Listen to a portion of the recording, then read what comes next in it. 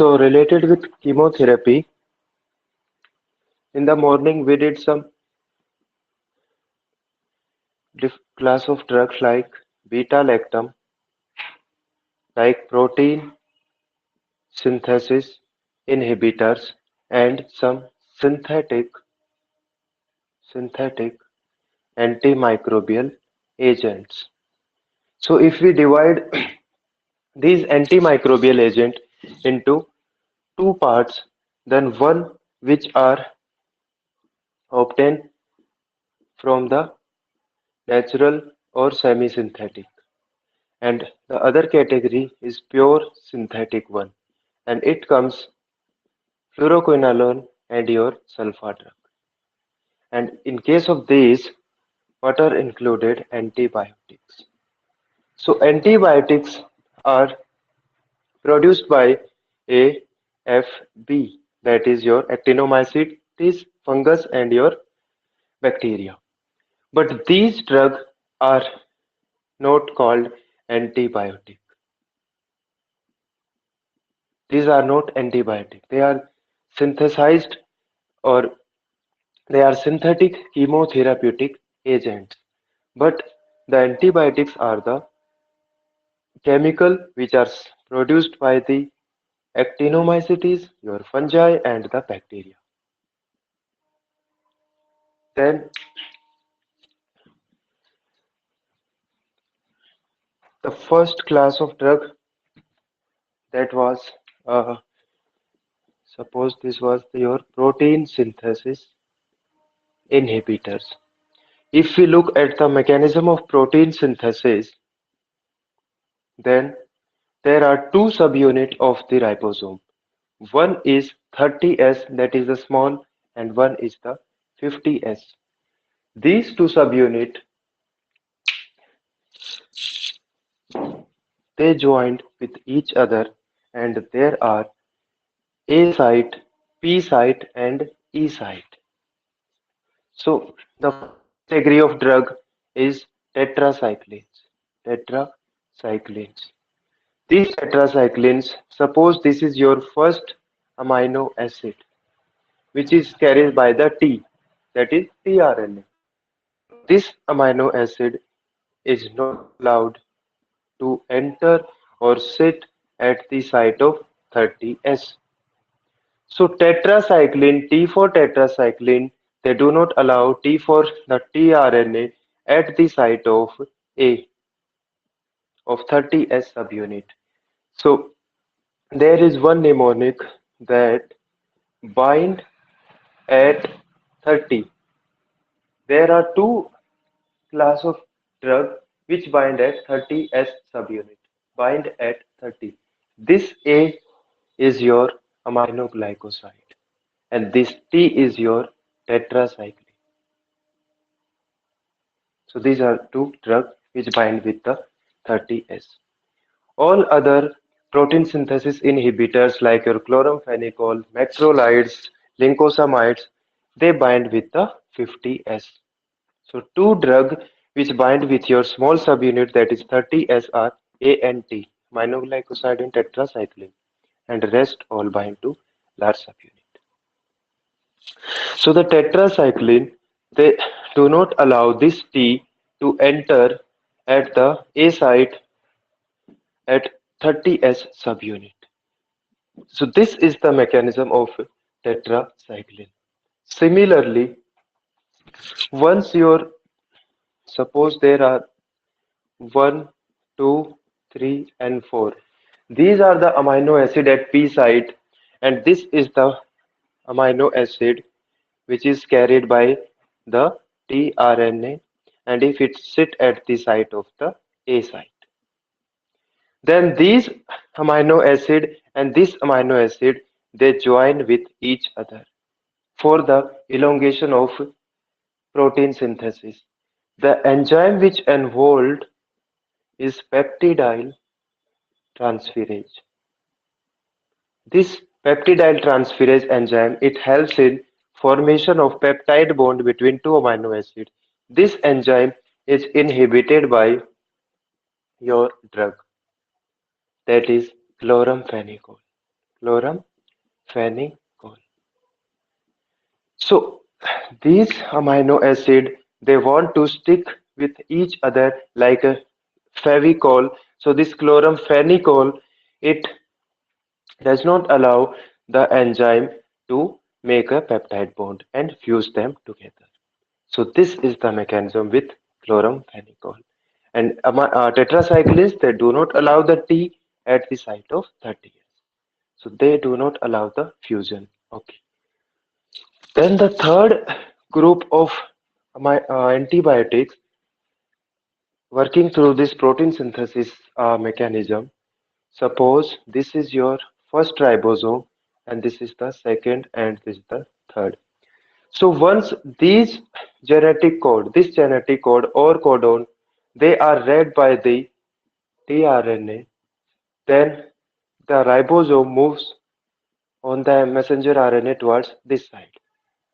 Suppose these codons are read by your tRNA, then it comes with this side, then come to the this side. So this is known as movement of ribosome, or simply called translocation. Translocation. There is one antibiotic M for M which inhibit the M. That is your macrolide. This macrolide inhibit the movement. There is one more antibiotic that is clindamycin. That is clindamycin. That also acts at this movement step. So there are four antibiotics which are involved in inhibition of protein synthesis. The first antibiotic is the tetracycline, and second is suppose this is your amino acid chain, and this fusion is not allowed by the C, chloramphenicol. Then the third antibiotic which inhibit this translocation or this movement. So M for movement, M for your macrolide, also clindamycin, clindamycin. And the last is aminoglycoside. Because at this 30S there are only two, A and T. They bind at 30. So aminoglycoside and tetracycline. But the mechanism of aminoglycoside is different from these three antibiotics. There are multiple mechanisms related with your aminoglycoside, but the most important mechanism is known as misreading. Misreading of genetic code. Suppose there are these three codon A, C, or C. The this tRNA will read this normally A2 T, C2G, C2G. So normally TGG is the normal sequence read by the tRNA and amino acid will be fitted. For example, these are the amino acid. This much chain is formed, but now at this time you have given aminoglycoside. At this point, there is one codon, and this aminoglycoside causes the misreading of the codon. So instead of reading, suppose this is ACC, and it will read it not TGG, TGC. So because of this misreading, it may lead to formation or incorporation of a wrong amino acid.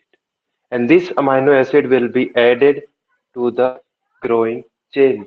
But at the end, if we find this protein as the final protein, then because of this amino acid, the protein become cidal, and it may lead to death of the bacteria. So we called aminoglycoside are bactericidal drug. Why these are bactericidal? Because of misreading of the genetic code.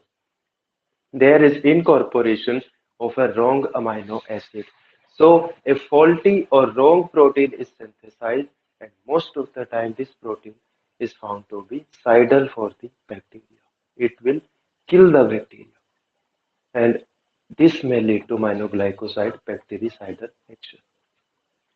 There are many other mechanisms, like it also causes premature terminations and inhibit that at different level, but the main mechanism for bactericidal action is misreading of the genetic code.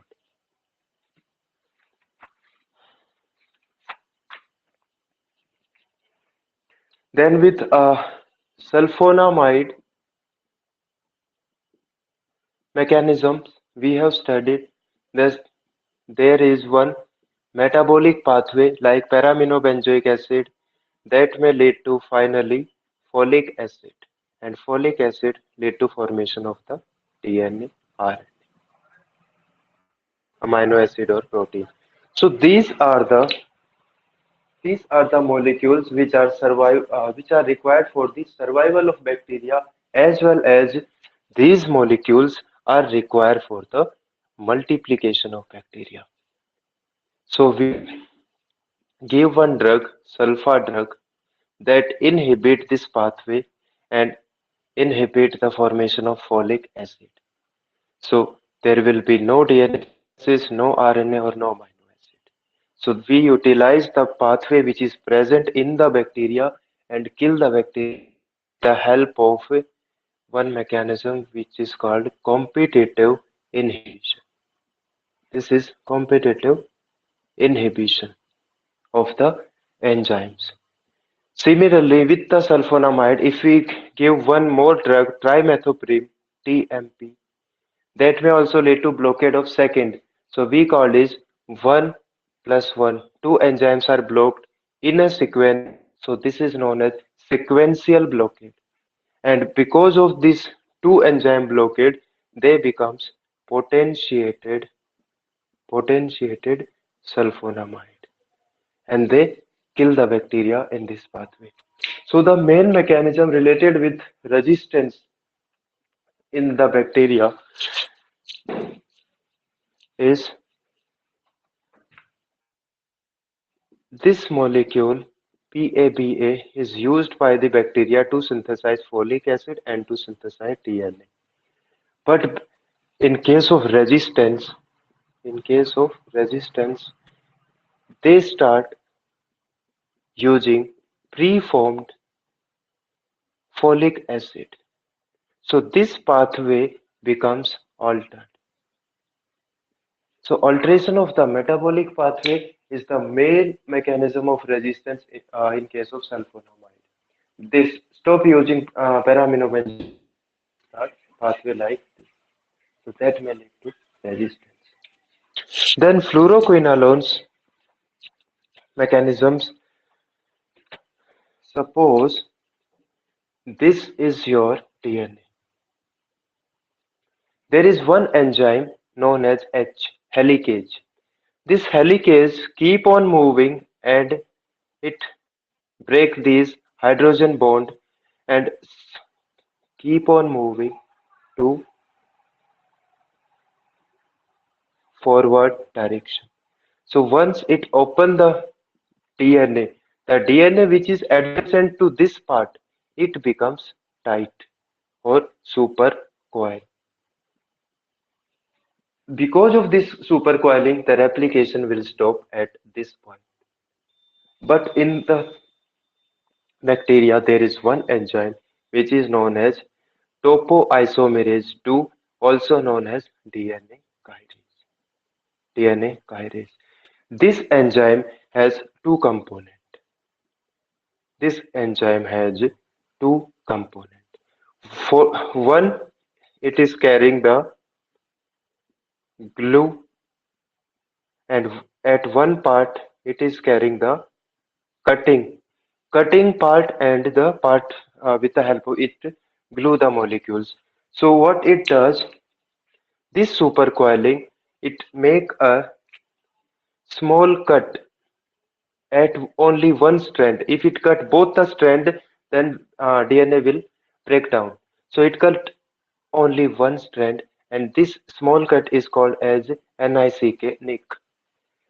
So the DNA gyres make a nick and make this tight portion loose or make the supercoil loose, and because of this loosening, this helicase enzyme will keep on moving and replicating the DNA. So in another hand, this nick which was created by this same enzyme, it has one more domain, this domain known as glue, and with the help of this glue, it join the broken or nick portion. So this is the cutter portion and this is the glue portion. In case of fluoroquinolones, we block this domain so that the enzyme keep on cutting DNA, but there is no option to rejoin the DNA. So in this case, the whole DNA will be fragmented apart, and that may lead to the death of bacteria. So topoisomerase is very important enzyme for the removal of supercoiling, and because of the domain which is responsible for the ligation, we inhibit that and it simply keep on cutting the DNA, and that may lead to fragmentation of bacterial DNA. So this is the mechanism of fluoroquinolones. And because in this case the bacteria dies, so we call them bactericidal drug.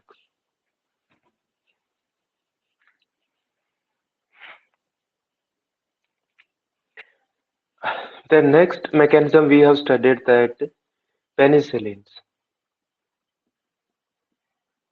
In case of penicillins, this is the cell membrane and this is the cell wall. In case of cell wall, there are some repeating units, suppose AB and AB. And these repeating units are cross-linked. These repeating units are cross-linked by this enzyme known as transpeptidase, or simply penicillin binding protein. So the function of this protein is to cross-link the structural unit, basic unit of your cell wall. If we block this enzyme with the help of beta-lactam, then cross-linking will not be there and the wall becomes loose, and because of that, water from the surrounding will enter into the cell and that may lead to osmotic burst. In this case also there is death of bacteria. So penicillins are also bactericidal in nature.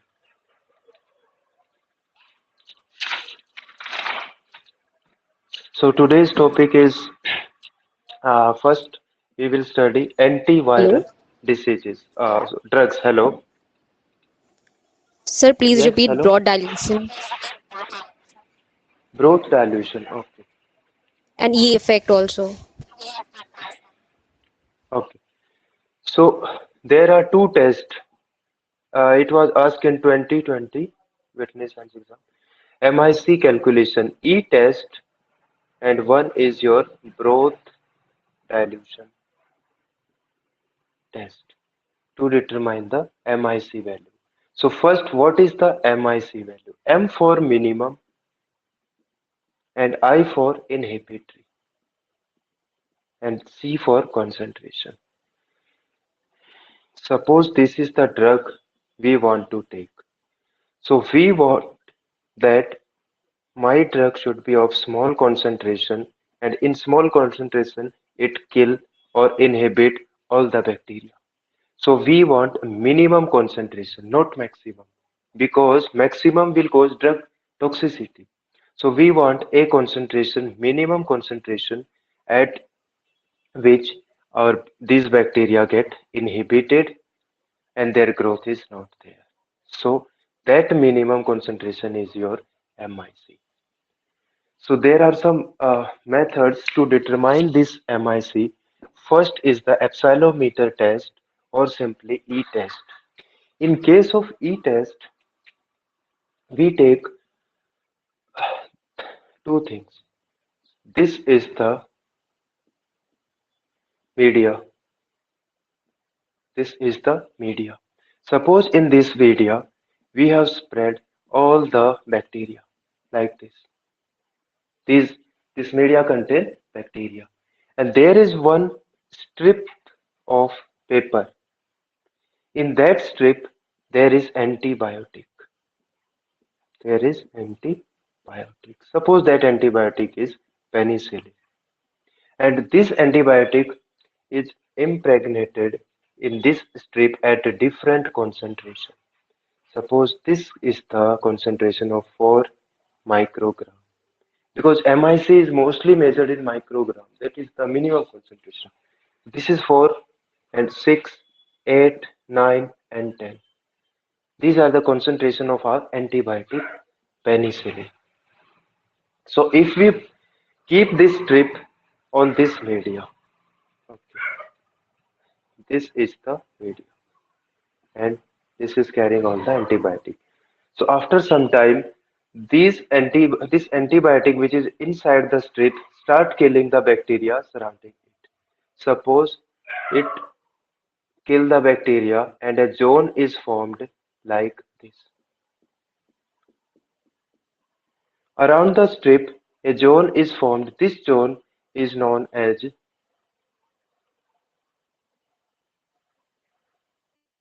growth inhibitory zone, where the bacterial growth is not there. So we want to calculate at what concentration it was started.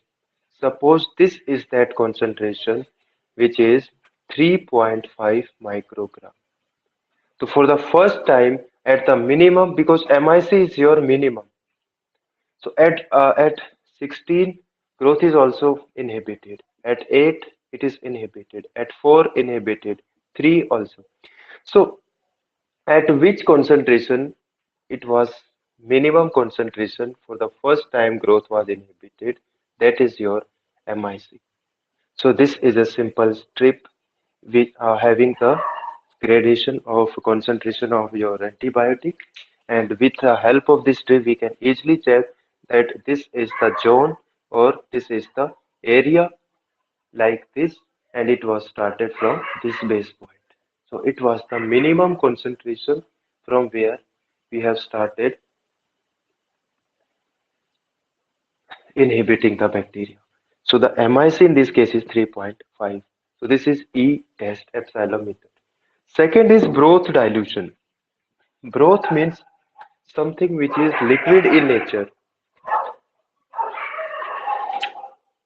There are different solutions and these are different concentration of antibiotic.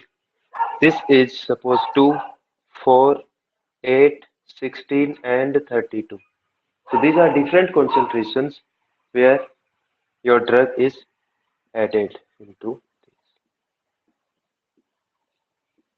So drug and in this bacteria is also present. Suppose at 4 growth is inhibited and 8 there is no growth, 16 there is no growth and 32 there is no growth. So these are the 4 concentration at which there is growth is inhibited, the bacteria is not multiplying. Growth is stopped, bacteria is not killed, only stop dividing. So out of these 1, 2, 3, 4, which is the minimum? So 4 is the minimum and the minimum is always called MIC. Now out of these 1, 2, 3, 4, if we remove other beakers and start incubate them for 24 hours and we want to know out of these in which bacteria are killed, that will be your MBC, minimum bactericidal. Suppose there are 3 beakers like this, 8 and 16 and your 32. In these cases, The bacteria is killed. There is no bacteria. So out of these concentration, which is the minimum? So 8 is the minimum. M, and there is BC, that is bactericidal. So in these three solutions or dilutions, there is death of bacteria, but we want to know which is the minimum concentration, which is killing the bacteria. So this is the 8. Because in all three cases, there is no bacteria. It completely died. So which is the minimum? 8 is the minimum. So we call it MPC. And if they are talking about the inhibition of the growth, then the answer will be MIC. And killing of bacteria, MBC. So these are two parameters. One will tell you about the inhibition of growth, one will tell you about the killing of bacteria. But in both the cases, we go for minimum value. In this case, minimum is 4, and in this case, minimum is 8. So these are the minimum. Because for antibiotic or any drug to use, we want effect at minimum dose and death as a maximum. So as we have studied in therapeutic index is ratio of LD50 by ED50. So this ED50 means effect. We want effect at minimum dose. That is your MIC. So we want effect as minimum dose. But at the same time, we want death at the high dose. Death at high, and we want this effect as low dose. So more the gap, more our drug will be safe. So this is the therapeutic window that is followed for every drug. That is minimum. We want effect as minimum and death at maximum, so that the gap becomes maximum and the drug becomes safe. This is also known as therapeutic window, therapeutic range. So starting with antiviral diseases. Hello, sir. Hello. Sir, there is question in MCQ that ciprofloxacin inhibit which enzyme in eukaryotic cell? Okay. DNA gyrase is also known as topoisomerase 2, and this is present in your bacteria. It is present in bacteria. Similarly, we eukaryote, mammals or humans, we all have topoisomerase 4 enzyme. So in case of eukaryote, in case of mammals, if you read any book, they will give you the same answer that topoisomerase 4 is present in human or mammals or eukaryote, but this is the 2 which is present in the bacteria. So type 4, this this type 4 is very less sensitive than your type 2, so that fluoroquinolones are not toxic for the host because of the very less sensitivity of the type 4 as compared to type 2.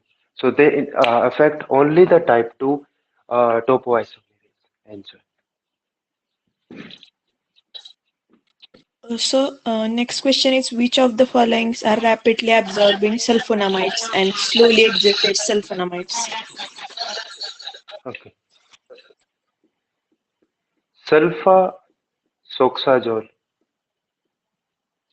In the name itself, they have given SO, that is your soluble.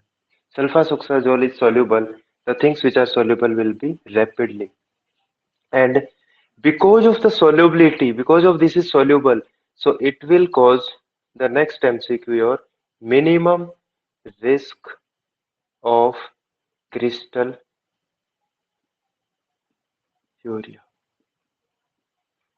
So out of these, there is one very important sulfonamide, sulfasoxazole, that is SO soluble, and it causes minimum risk of crystal urea. And the things which are soluble, they are excreted out very easily. And then other which are less uh, soluble or less, you can say, highly lipid soluble, they keep on circulating within the body and enter hepatic cycles. That example I will tell you that questions after all. So these are examples you can read anywhere, but out of these, the sulfasoxazole is very important because out of most of the sulfonamide, this is the soluble one. And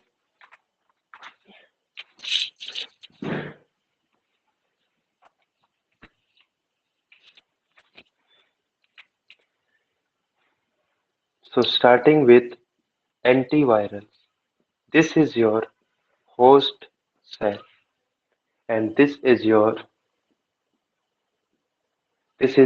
virus. There are few steps in the replication cycles, and if we inhibit those steps, then your antiviral drug is over.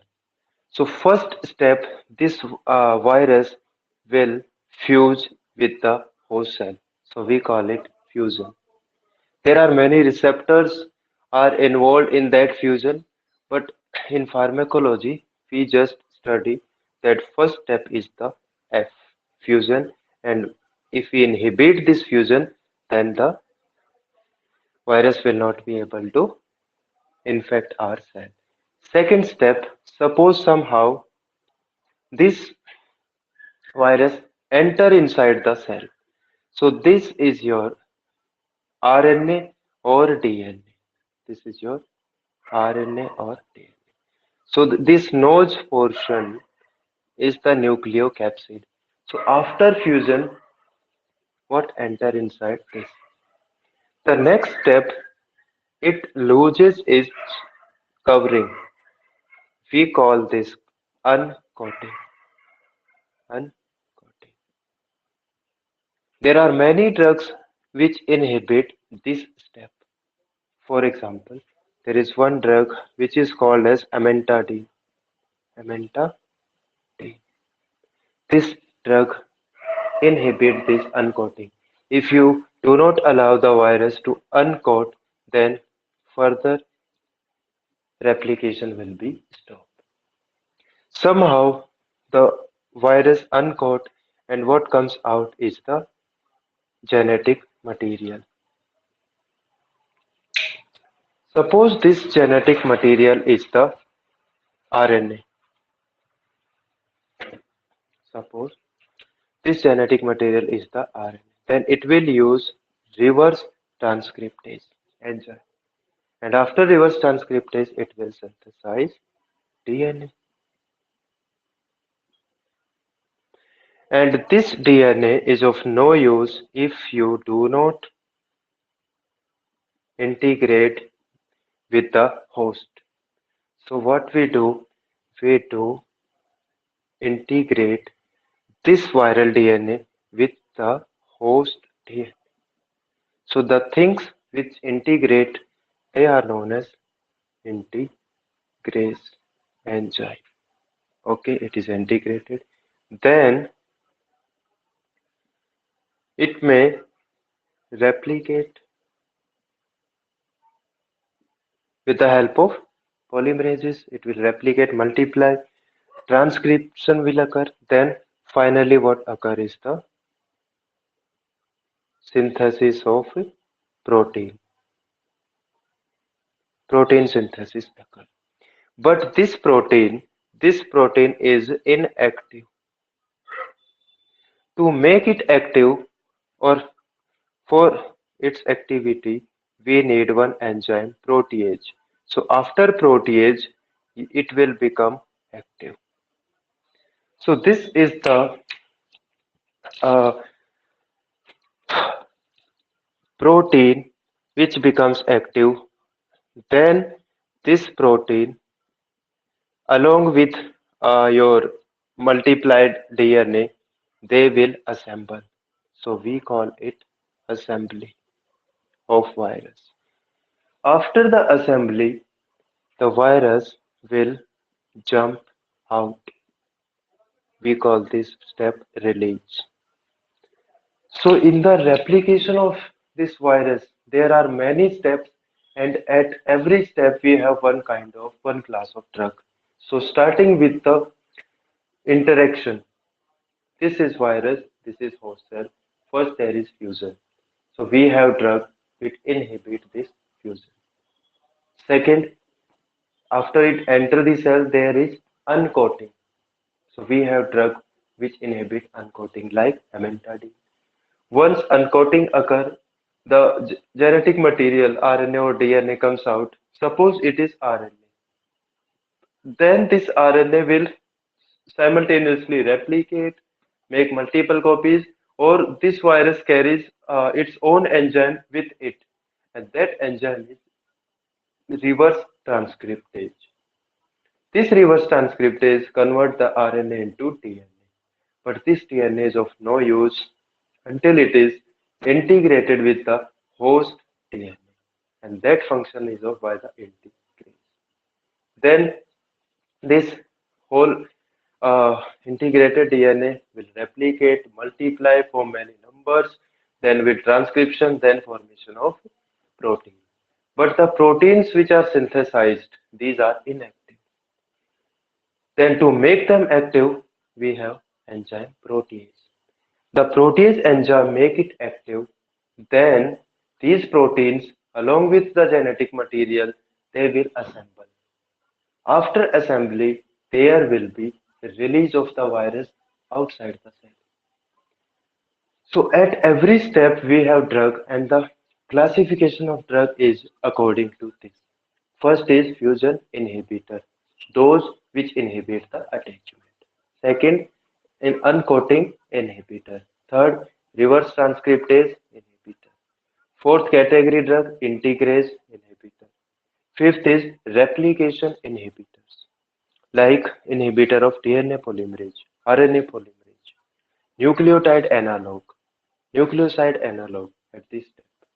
Then we have some protease inhibitor drugs. Then we have some drug which inhibit the assembly of the virus. And at the end, we have one category that inhibit the release of the virus, like neuraminidase inhibitor in case of uh, influenza viruses. So this is the summary where we study uh, one or two examples in each category.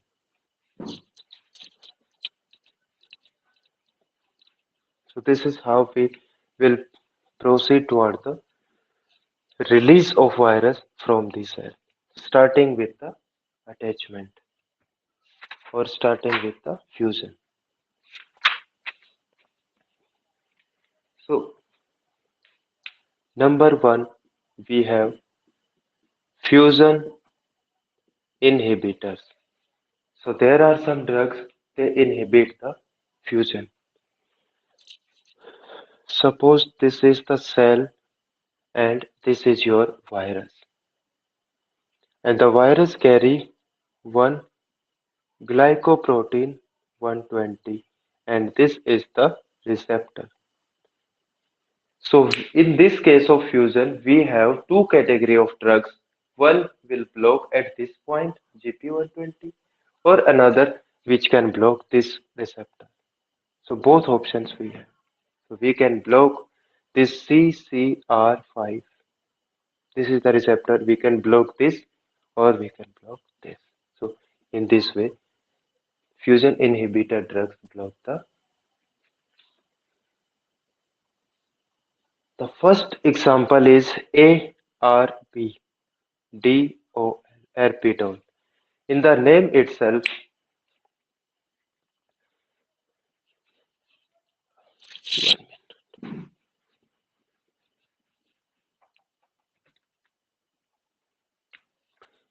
ARP, doll. Influenza type A and B. This drug is effective against influenza type A and B, and this drug inhibit the fusion between your influenza virus and your host cell. Inhibit the fusion. Then the next very important drug is MARA, MARA VROC. So there is V. V stand for 5. So this will block CCR receptor 5. So there are some examples in these fusion inhibitors. They block the receptors on the host cell or the viral cell.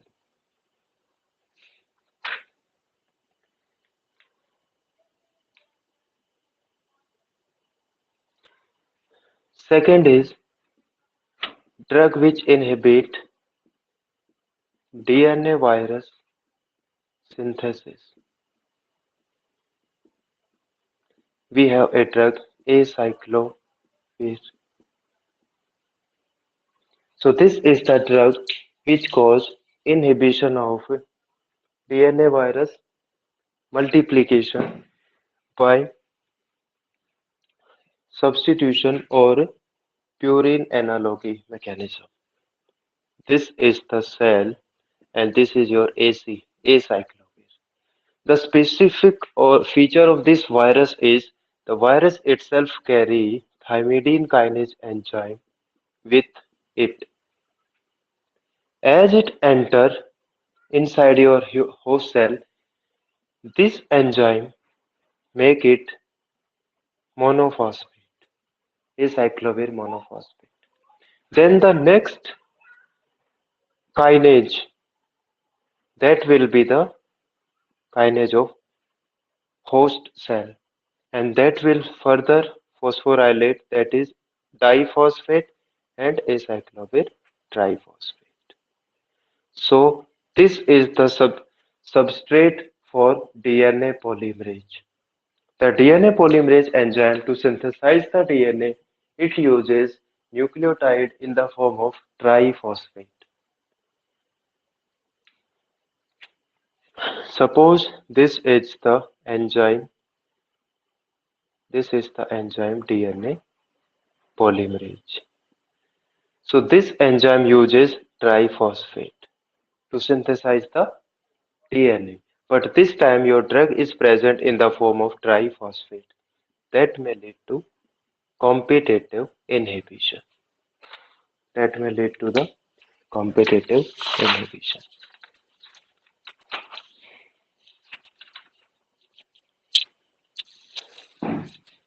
So this acyclovir is drug of choice for herpes viruses. For the herpes virus we use acyclovir. There is one another member gencyclovir, that is drug of choice for cytomegaloviruses.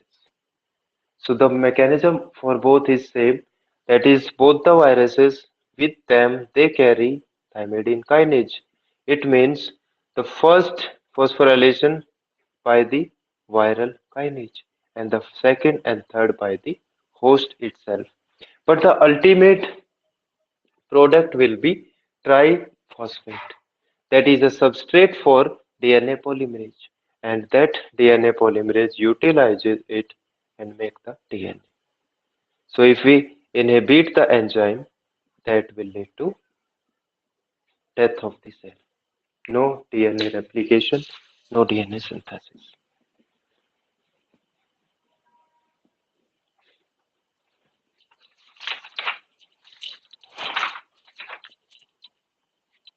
Then this for purine, there are some two more drug ioducts, that is mechanism is same but they are the topical drug. Similar to the iodex which we use, these drugs are utilized as topical formulations. So, and this is the analog of your thymidine nitrogen base. Then next category of drug is inorganic pyrophosphate analog, that is phoscarnate. It means, suppose this is the DNA polymerase enzyme and this is the pocket where inorganic phosphate bind and the DNA polymerase work. This drug, which mimic the structure of pyrophosphate energy molecule, the drug combine in this pocket and that may lead to the dysfunction or no synthesis of DNA. So this is known as direct inhibition, where in case of acyclovir there was monophosphate, then diphosphate, then triphosphate, the nucleotide will compete with the natural or normal one and out of then enzyme inhibited. But in this case, phoscarnate directly come sit in a pocket and block the enzyme and this is known as direct blockage of the DNA polymerase. So there will be no DNA synthesis. So this is the difference between phoscarnate and your previous drug acyclovir. These drugs they are phosphorylated and then becomes triphosphate and then they compete with the enzyme, but there is direct inhibition.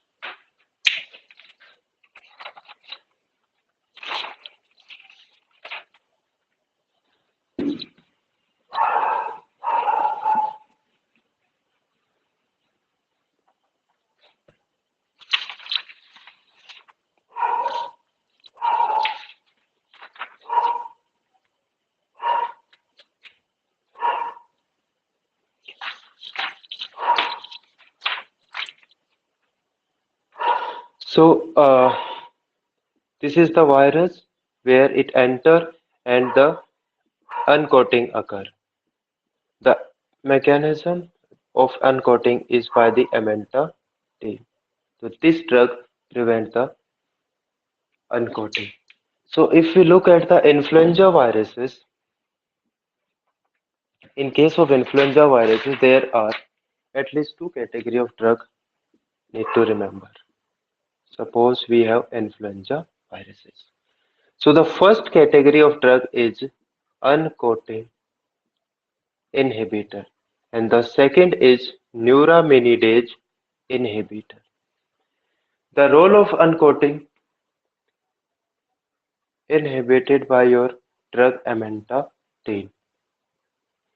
Uh, Neuraminidase, the more important, as we know, H1N1 swine flu, H5N1 bird flu.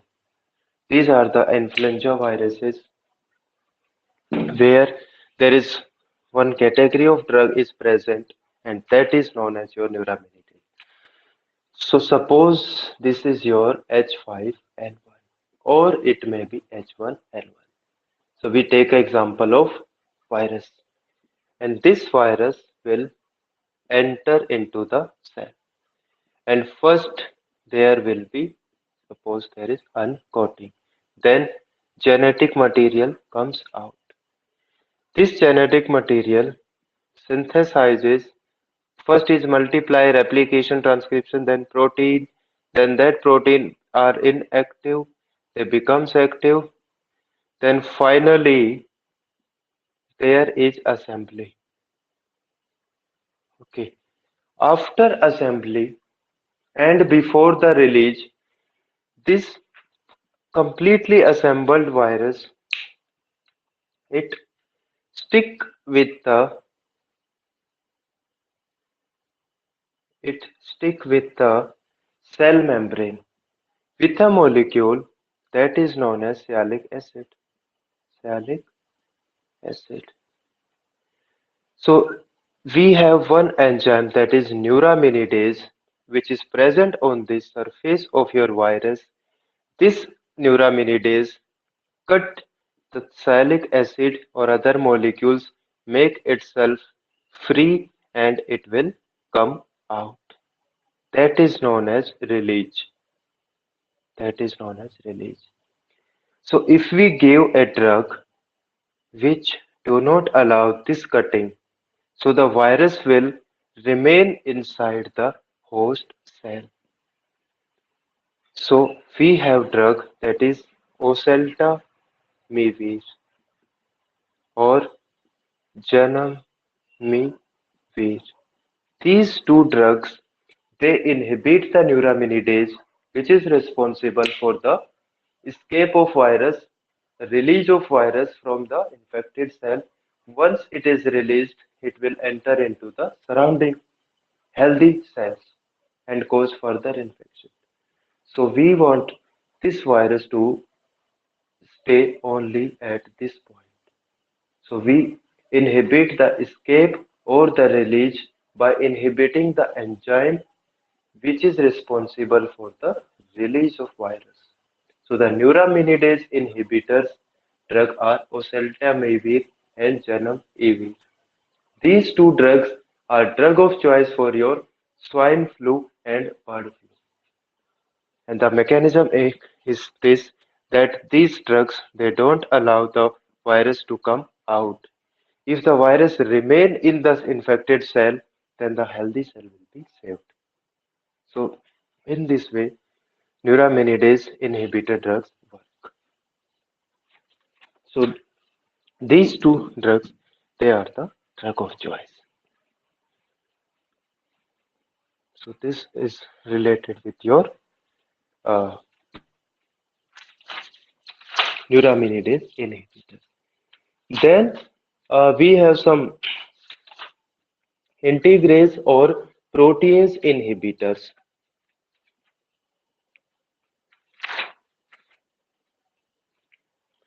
There is one drug, Sucurnavir. Once the virus enter, uncoating RNA comes out, it will becomes DNA, then replication, then transcription, and then translation. So this is the protein which is inactive and it will becomes active. So we stop the mechanism at this step so that if we inhibit the protease enzyme for to cleave the inactive one to active. In human body also we have pre, pro, insulin. Most of the enzymes in the body they are synthesized in the inactive form. For example, pre, pro, insulin. There are some enzymes which remove this pre, pro part and you will get insulin. And then renin and many other enzymes like your pepsinogen. Pepsinogen. It is also inactive. And once the enzyme cleave it, it will become your pepsin active enzyme. Similar to this, they have proteins which are inactivated. And like this, they require some enzymes. They also need some enzyme. That is your proteins.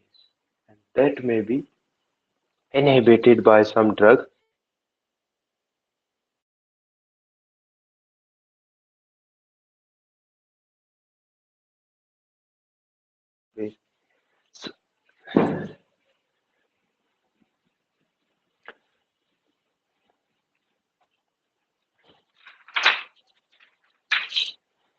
Then with reverse transcription or drugs like HIV, where reverse transcription occurs. So there is role of one enzyme, reverse transcriptase. There are some drugs which inhibit this reverse transcriptase enzyme and stop the multiplication of virus. These may be your competitive and these may be your non-competitive. The drugs which are competitive, they are known as NRTI, that is nucleoside or nucleotide reverse transcriptase inhibitors. The best example, your HIV drug GWT.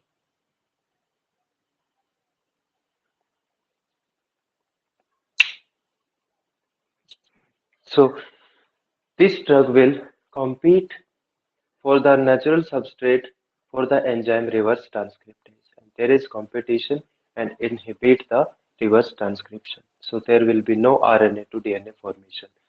Similarly, there are other drugs which are non-competitive and these are called as NNRTI, non-nucleoside reverse transcriptase inhibitor. But in both the cases, the end result is same, that inhibition of this enzyme, reverse transcriptase, that may not convert your RNA into DNA.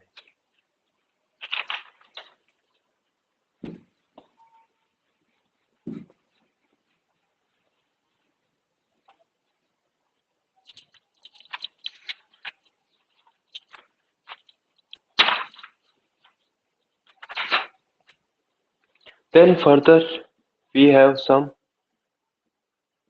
immunomodulators.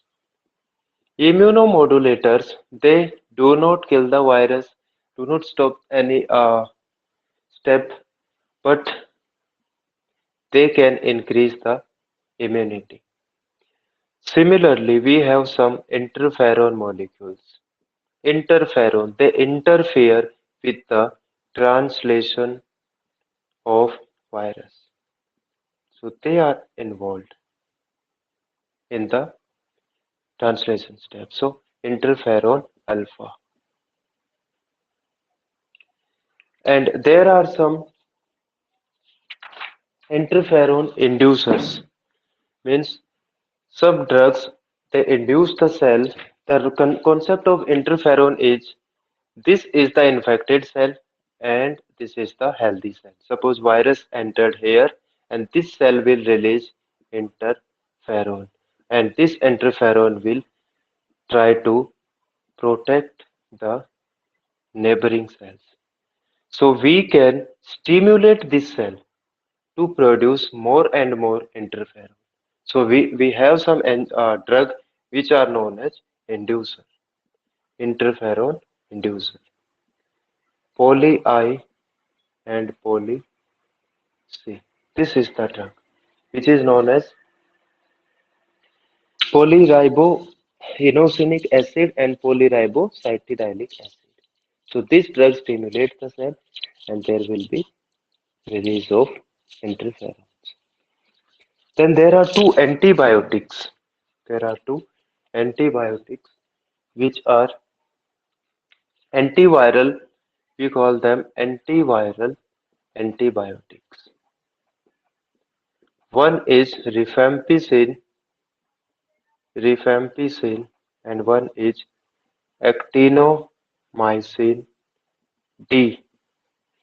From the name itself, rifampicin R for RNA, I for inhibition. So it will inhibit RNA polymerase. So this is the mechanism of rifampicin RNA polymerase inhibition. Similarly, actinomycin D. This D will remind you that it is related with the DNA. It means in case of DNA, there are many processes like replication, transcription, and translation. So this actinomycin D, it block the transcription step. Transcription step. So actinomycin T. Similarly, rifampicin act on RNA polymerase. But in case of this antiviral action, this rifampicin also inhibit the assembly. Assembly is inhibited by your rifampicin. Assembly means once the protein coat is ready and your this material also replicated, they assemble and make the true virion particle. That assembly inhibited by your rifampicin. And the another mechanism of rifampicin is to inhibit RNA polymerase. But as per the viral activity, this is more important that it will inhibit the assembly. So there are two antibiotics which are antiviral in nature, actinomycin D and your rifampicin. Then there is one more molecule, levamisole. This is simply immune system enhancer. It will stimulate the immune system and the immune system is capable of removing these, but no direct antiviral activity. This is only a immunomodulator or stimulate the immune system. So if we summarize all the antiviral drug, then the story will be like this, that this is our virus, this is the virus. First step, fusion. We have drug to inhibit this fusion. Second is it will come inside, then uncoating, amantadine, uncoating by the amantadine. Then again, this, suppose this is RNA, then use the reverse transcriptase. So we have two type of enzyme for a drug for reverse transcriptase. One is competitive, one is non-competitive. They will block the pathway at this point. So from reverse transcriptase, suppose it makes the small DNA. Then this DNA to fuse it with the host DNA to integrate with, we have integrase and drug is integrase inhibitors. Then this will multiply, it will replicate. Then at this point we have some nucleoside analog, they will inhibit. Once the replication is over, transcription then translation, protein will be formed. That protein becomes active by protease. We have drug protease inhibitor. Then this may lead to assembly. And there is one drug we have studied, rifampicin, inhibit the assembly. Once they have assembled and if it is H1N1, then the virus will hang inside the cell with the help of one molecule. It will cut this bond with the help of neuraminidase. So we have drug neuraminidase inhibitor like oseltamivir, chanamivir. After this, it will come out. That is known as the release of your virus. So this at this release step you have an inhibitor. So this is the virus.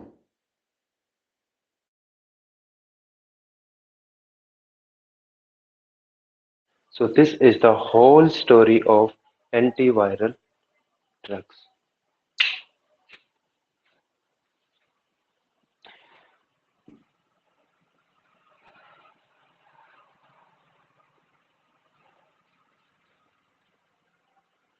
Next, any doubt in this antiviral drug? Because next topic is your antifungals. So you can ask anything with antiviral drug.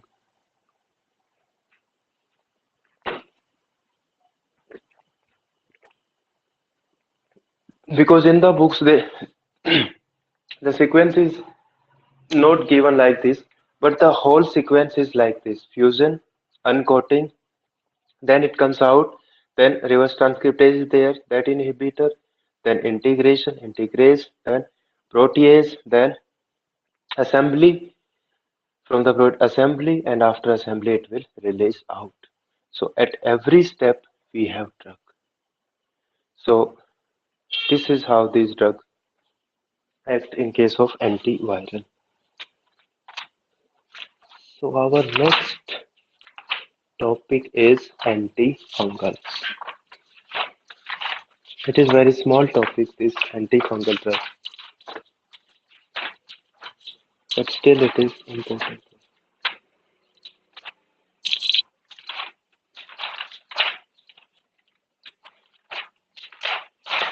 Okay,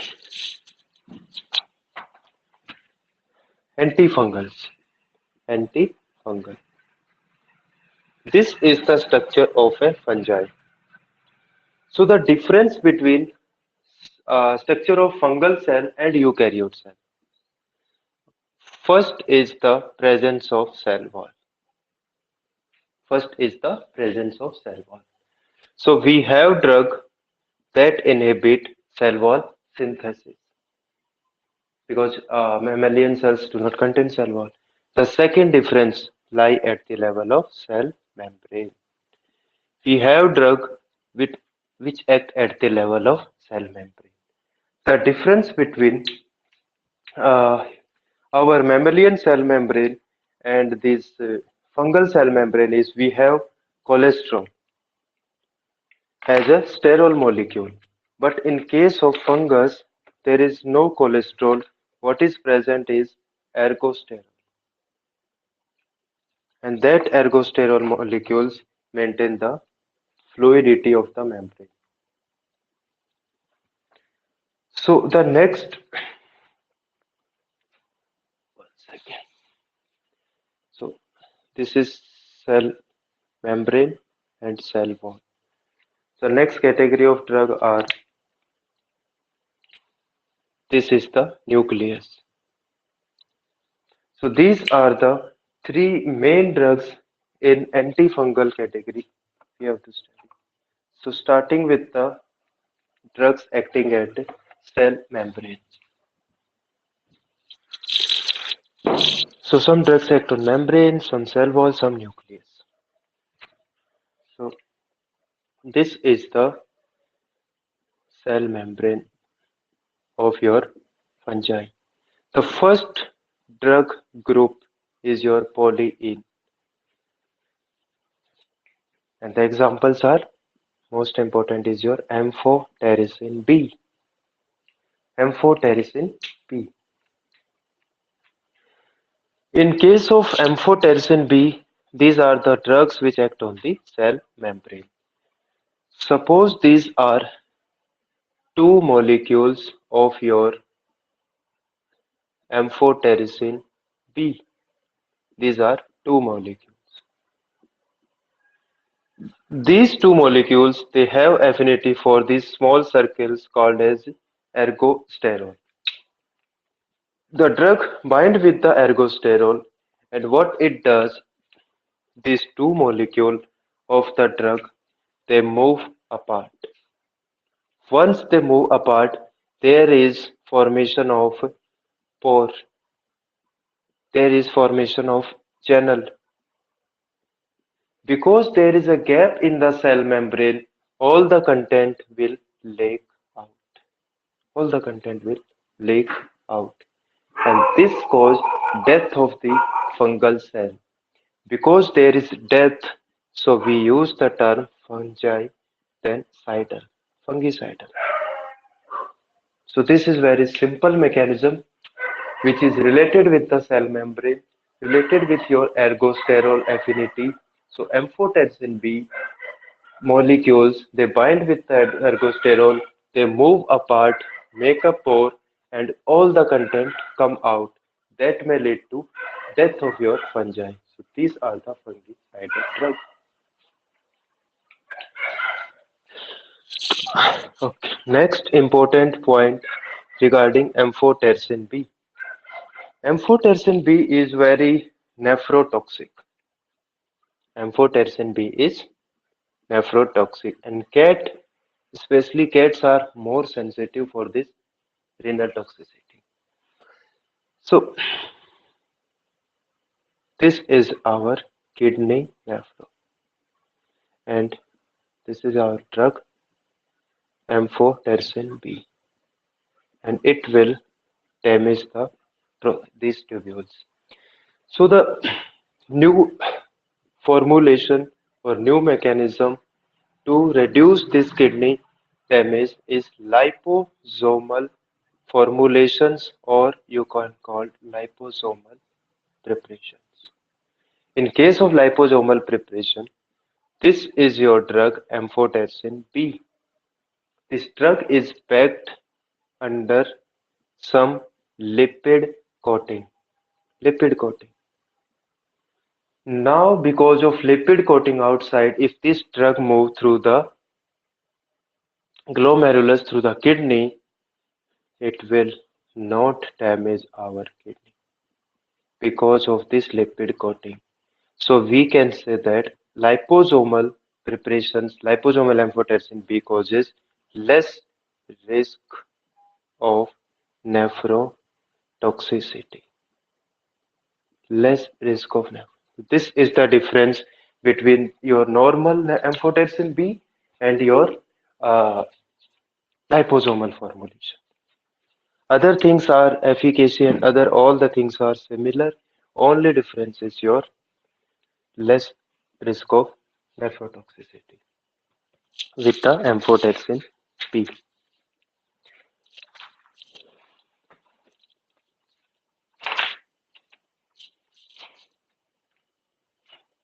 Similarly, it is nephrotoxic drug if you use amphotericin B with aminoglycoside. They are also nephrotoxic. That may lead to the synergistic damage to our kidney. So all the nephrotoxic drugs they are contraindicated with amphotericin B because of this synergistic effect, like rifampicin or your minoglycoside and other combinations. They enhance the toxicity.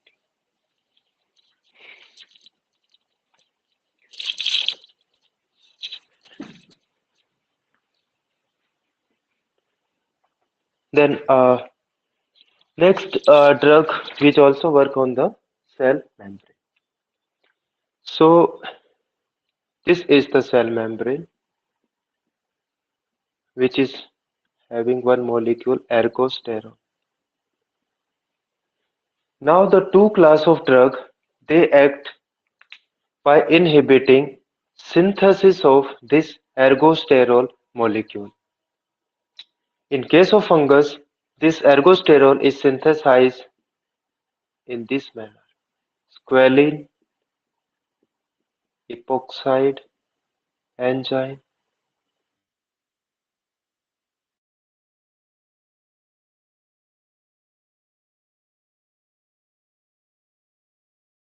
As you, if you remember that in case of immune antigen antibody immune complex mediated disease, which is known as type 3 hypersensitivity SLE. So from that you can remember there is S, then L, then synthesis of aldosterone E. So S, L, E. So there are two enzymes. First, which converts squalene into lanosterol, and then another which convert into ergosterol.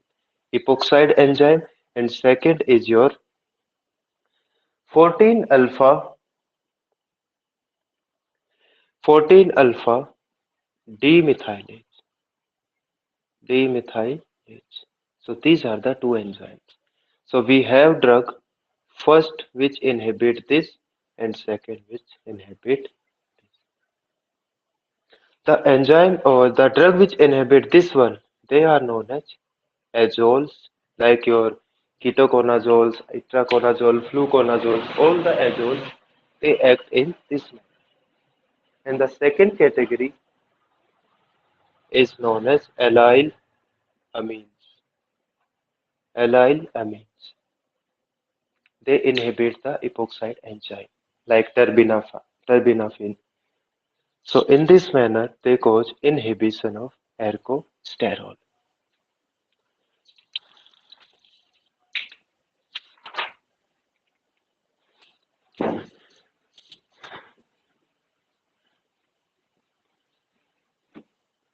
So related with your azole group, like S, L, and E, they inhibit this step. So azole groups, there are many different members. but few are important to remember, like ketoconazole. It is CYP enzyme 450 enzyme inhibitor, and this is related with adrenocortical suppression. This is related with gynecomastia in male. So there are, and this is also least potent. So these are the points related with your ketoconazole.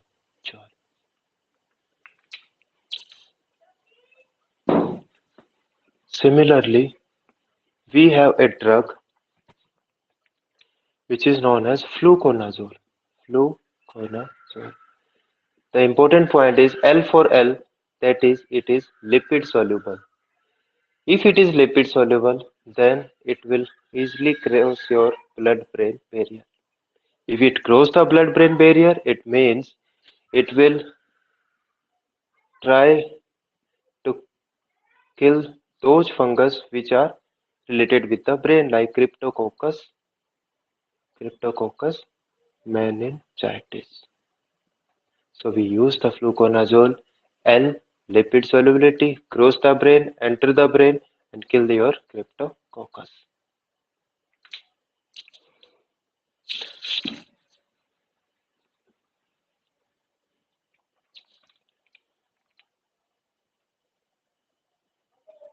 Then again S L E, the next member which inhibit this enzyme, we call them allyl amines. Allyl amines. These allyl amines, they inhibit this enzyme. So what is more important for this category of drug is if they inhibit this, then this squalene compound, this squalene will keep on accumulating inside the cell. So there are two mechanisms. One, it will inhibit the synthesis of ergosterol, and second is it may, because of this enzyme inhibition, product will not be formed, then the substrate, your squalene, will keep on accumulating. And this molecule is very, very toxic for the fungal cell. Very toxic. So this will kill the fungal. So we call this category of drug fungicidal. Fungicidal drug. So allyl amines, their mechanism is to inhibit the enzyme, inhibit the synthesis of ergosterol, but because of accumulation of this substrate, which is very much toxic to the uh, fungal cell, it may kill the fungi called fungicidal. So allyl, one more important point for allyl amine was this accumulation. Their nature is fungicidal. So after your amphotericin B, second example of fungicidal drug is allyl amines. And the members allyl amine like terpinafine, terpinafine. These are. One more important point related with this allyl amine is they have more affinity for keratin. Suppose we have given this allyl amine, this allyl amine is administered orally, enter the GIT, then it will enter the circulation, which is known as absorption. From the circulation, it will move to the site of its affinity, and it has affinity for the molecule known as keratin. And we know keratin molecule is present in the skin, it is present in the hair, present in the nails, or present in the hoof. So this drug given orally, systemically, but it acts locally. So this is the specific feature related with this allylamine. Systemic drugs which act locally. It means this is the local area, local site like skin, hair, nails, hoof. But drug was given or administered systemically. So first is absorb and then it will enter into the site where keratin is present and will kill because allylamines are fungicidal, so kill the fungi.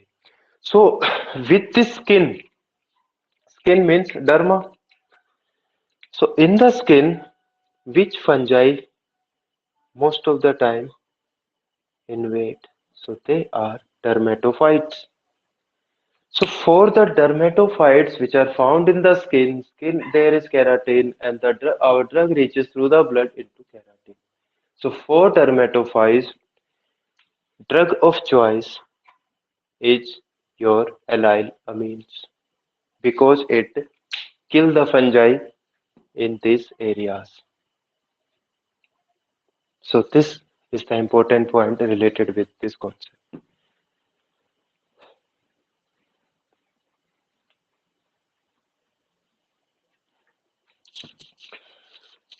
So if we revise cell membrane, three drugs we have studied. One was amphotericin B that make a pore in the membrane and the content leak out. That may lead to death of the cell, fungicidal. Second, we have studied azoles, and third is allyl amine. Both the two act on the SLE pathway, SLE. Allyl amine act on first, azole at second. Both the cases inhibition of ergosterol synthesis. So these three drugs they act at the level of cell membrane. First was having affinity for ergosterol, and these two they inhibit the ergosterol synthesis. And out of these three, there are two drugs which are cidal. Amphotericin B is cidal because killing, and this allyl amine is also cidal. And azoles are static one. So the next category of antifungal after cell membrane is the nucleus. So there are some antifungal drugs. So membrane is over and second one is your nucleus. So we have some drug act on the nucleus. The first drug that is your griseofulvin. Griseofulvin, if you look, these are the opposite pole where microtubules are present and this is the chromosome. So the mechanism of griseofulvin cause disruption of the mitotic spindle. Disruption of mitotic spindle. That is the role of griseofulvin at the level of nucleus. And this drug is static, fungi static, not cidal one. But the important point with the griseofulvin, similar to allyl amine, this griseofulvin, this G, if you give it orally, then this G will absorb into the blood. G is here. Similar to allyl amine, griseofulvin also has affinity for the keratin protein. Keratin. So it will enter into the keratin sites like your skin. So this drug also used for dermatophytes. Dermatophytes.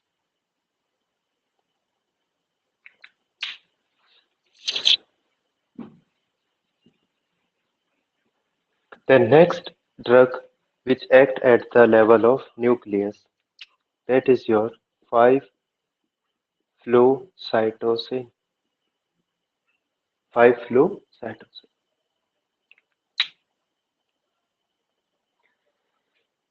In the name itself, cytosine means it is an analog of cytosine analog. It means there is one enzyme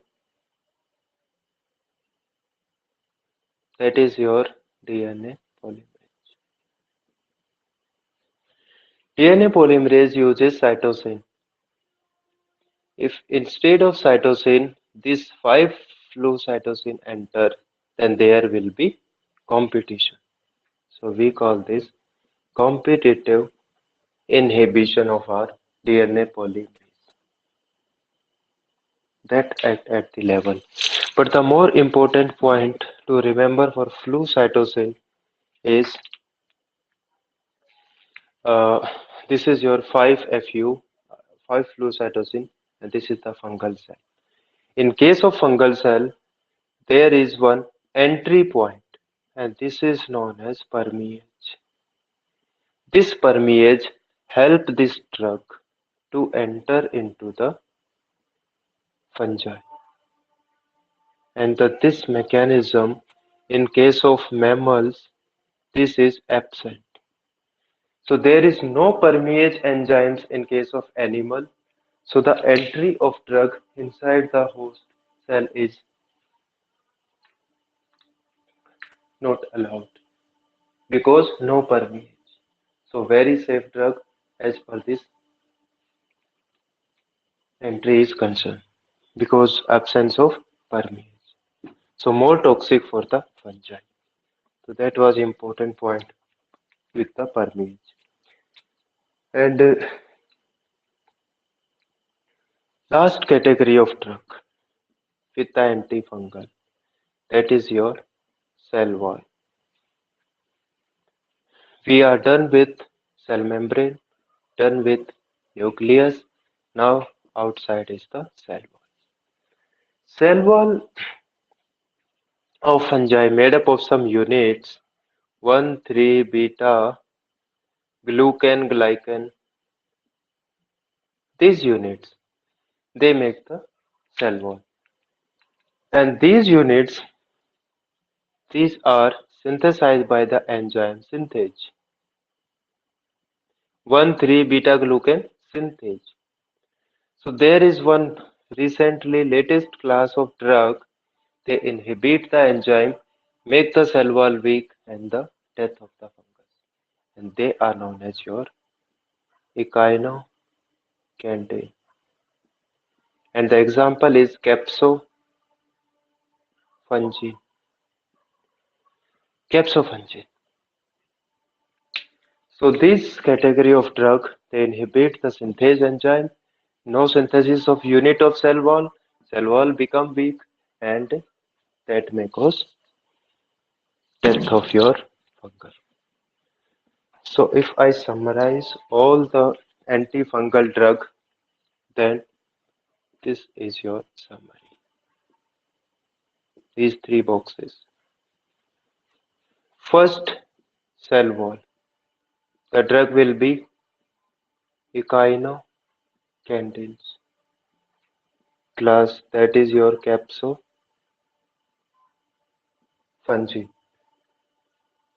So these are the drugs. Then second, related with your cell membrane. This is your cell membrane.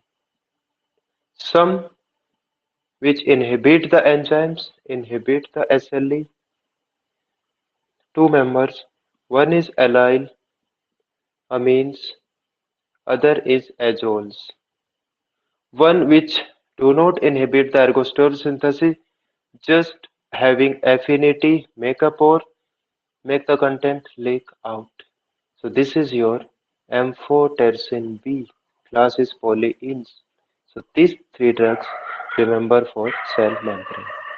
Then two drugs with this center, this nucleus, they are your G, chrysopulvin, and second drug is your 5-flucytosine.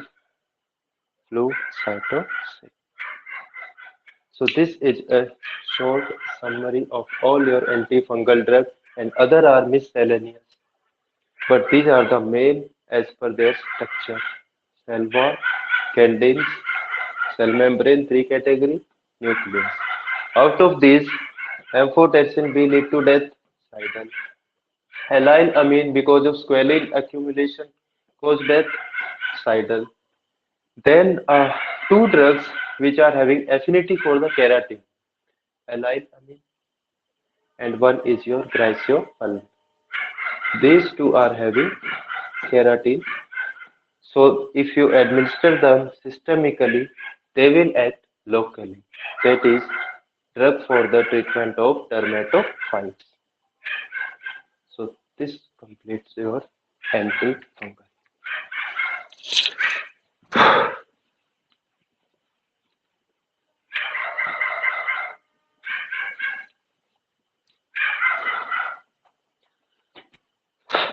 So till now, from general chemo, from beta lactam like your PCM, then your protein inhibitors, tetracycline, your aminoglycoside, your macrolide, your chloramphenicol, then your synthetic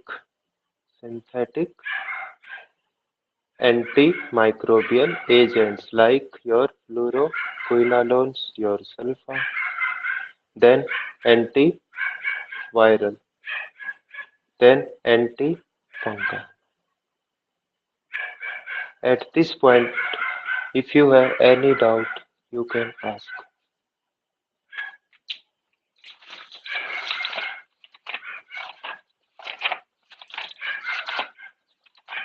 Like related with their mechanisms and with their any side effects because these two in every class what more important are your classification, then mechanism of action and the side effects and some important points regarding some other drugs like these affinity for keratin, some are sidal, some are static. So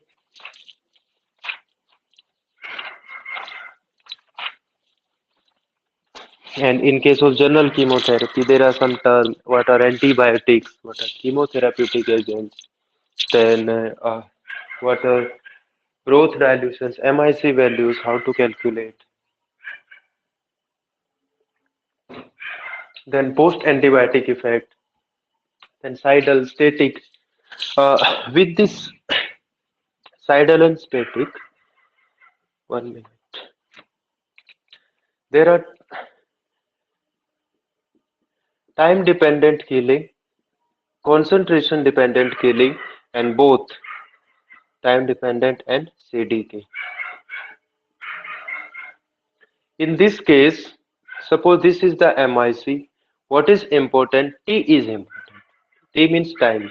Means every time you have to administer the drug. Why? To maintain the concentration above the MIC. So these are your penicillin drug. So if you remember penicillins, they are given at the difference of 4 hours multiple dosing because they kill in a time dependent manner. But similarly, if you look at your aminoglycoside, we give once a day dosing. This is the curve, this is your MIC, and we make only this curve. More the concentration, more it will kill. But the more important point is what happens below the MIC, this month. MIC means this is the minimum concentration at which there is no growth. It means once you increase the concentration, killing or uh, aminoglycoside, that is bactericidal, kill the bacteria. But once the level falls below this MIC, then for few hours, for few hours, it will show antibacterial effect. And This few are time. This is your post antibiotic effect. Means antibiotic is over, maybe excreted out, maybe in very low concentration, but still effect is there. That is PAE. CDK and TDK both are shown by one drug, that is your fluoroquinolones. Very important example. Then which of the following category of antimicrobial agents show both concentration dependent and time dependent? Fluoroquinolones. CDK, aminoglycoside, time dependent. This. So for CDK we give once daily dosing, and for time dependent multiple dose. So these two are very important because both the case there is killing, means these action are classification of bactericidal drug. So bactericidal drug may be time dependent killer or they may be concentration dependent killers.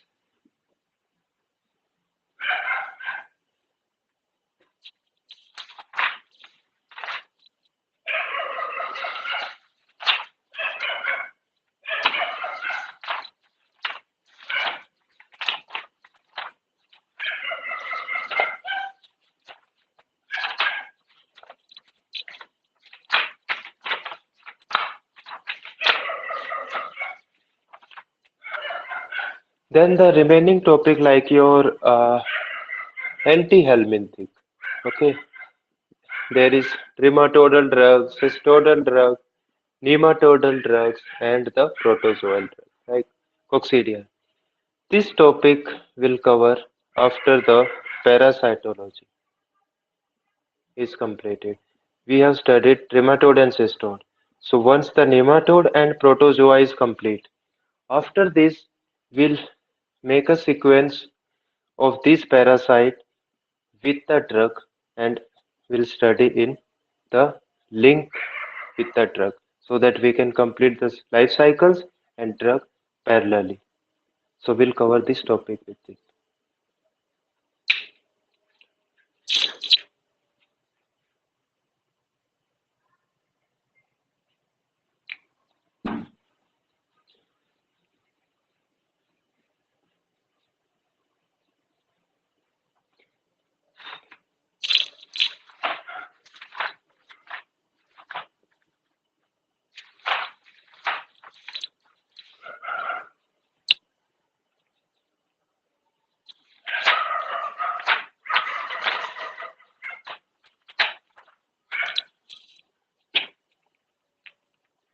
So our next topic and the last topic is anti-neoplastic drugs, anti-cancer drug.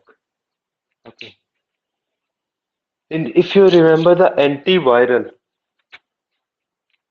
in case of antiviral, there was this cycle: virus, then fusion, then uncoating, then RT, synthesis, replication, then assembly, and then there was release. Similarly, in case of anti-cancer drug,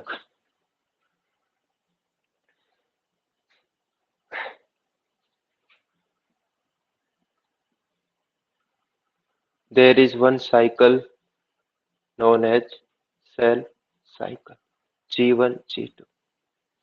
And in between these, we have S and M. So this is your basic of anti-cancer drug. It means anti-cancer drug, they work in two manner. G1, right, G2, S and M. This is known as cell cycle. Some of the drug of anti-cancer like your vincristine, vinblastine, we call them mitotic inhibitors. It means these are the drugs they inhibit the M phase, like vincristine, vinblastine, vincristine, vinblastine. They inhibit the M phase. Similarly, there are many drugs. Some drug inhibit S phage, some drug inhibit G2S or some G1M. So most of the drug anti-cancer they act on the cell cycle. Those drugs which do not act in this manner, we call them non-specific drug, non-specific cell cycle drug. Non non-specific means non-specific means they can act at any phase of the cycle or all the phase of the cycle but not a specific. If a drug target a specific phase like vincristine, vinblastine targeting the M phase, then your drug will be specific to cell cycle. If it targets all the phases, many phases, then we call it non-specific drug.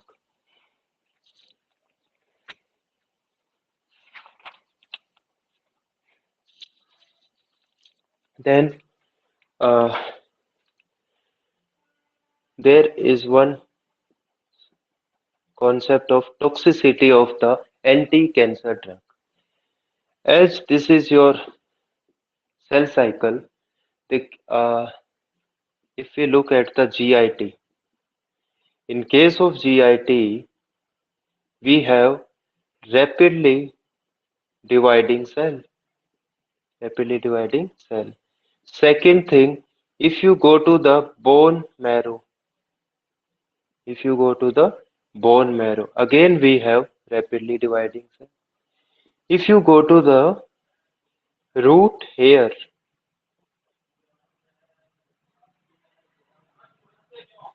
this point they have rapidly dividing cell. So those organs which have rapidly dividing cells like your GIT, your bone marrow and the root hairs. So these are affected by your anti-cancer drug. So anti-cancer drugs they destroy these tissues. So the bone marrow depression and your hair loss, what we call hair loss and GIT bleeding. These are the three most common adverse effect or you can say toxicity which is seen with most of the anti-cancer drug. Means hair loss is common, bone marrow depression is common, and the GI bleeding is common. What in all the three cases, the reason is the same. Your rapidly dividing cells.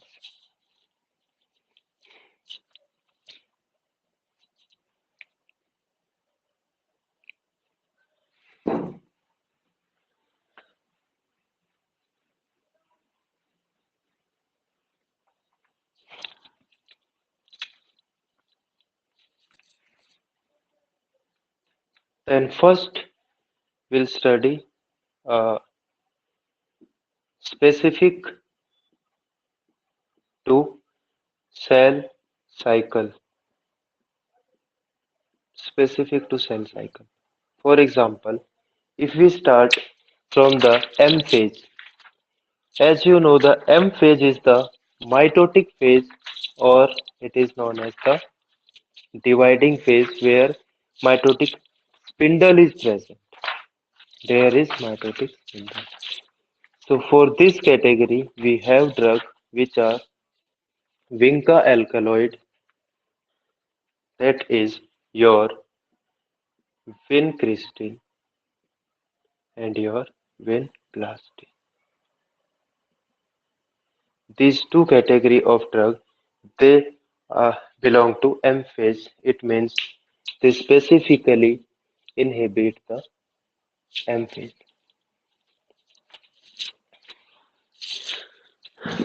So what is present inside the M phase?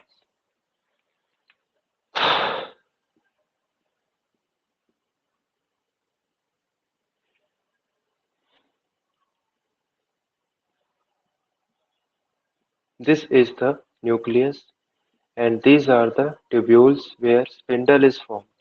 Okay, where your chromosomes are aligned. So these microtubules, they are affected by your vinca, vincristin or your vinblastine. Similarly, one more category of drug which also act on the microtubule, that is your taxane group. Paclitaxel, PACLI, taxane. These two category of drug, they act on the microtubules, M phase microtubules. But in both the cases, their mechanism of action is little different. These are the subunit, and then you are going to form one microtubule. Okay, this is known as polymerization. This is known as polymerization. If we polymerize, we will form microtubule. Then inside the nucleus, we'll arrange these microtubules like this. So these microtubules are disturbed by your drug vincristine. They inhibit the polymerization. They inhibit the polymerization. So if you inhibit the polymerization, then your microtubule will not be able to arrange the content and cell death. Similar to this, one more drug class is there, and we call them taxanes.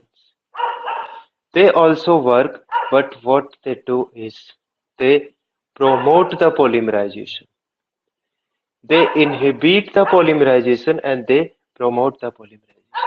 It means they polymerizes these in such a way that their function become disrupted. These are polymerized excessively more than required. If for suppose these are the texans, okay, T. Texans polymerizes excessively. Okay. Then these are the these are your microtubules. They are excessively polymerized microtubules. If you remember, these are the chromosomes. These microtubules will move the chromosome to opposite pole, but these are more than required, excessively polymerized, so they are unable to move, and the result is same, lead to cell death. In this case, there is no polymerization, they are weak or they are absent, but in this case, they are excessively polymerized. So, and in this case also, if they are excessively polymerized, they will not be flexible and they are not able to move apart because of excess polymerization. The things become so hard to move or separate them chromosome to the opposite pole. So this is the difference between these two class of drugs.